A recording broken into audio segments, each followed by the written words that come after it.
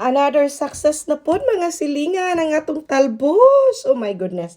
Kalipay na ako kay mga silingan. Oh, sa akong kwarto. Oh, sa akong kwarto ang talbos. Nabuhi gid siya mga silingan. Oh. Oh my God.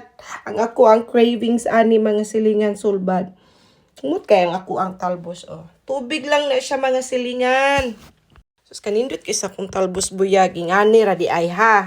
Basta tayo ay madiskarte, makakain talaga tayo ng ang mga cravings ba diha no. Kani siya mga silingan, ito yung talbos ko na nagpunta ng langit. Na-harvest ko na dahil marami naman na yun. So ngayon, bagong talbos na naman siya. Thank God I have blessings again. Hindi siya nabuhay sa yuta, nabuhay siya sa tubig. Walang kahirap-hirap.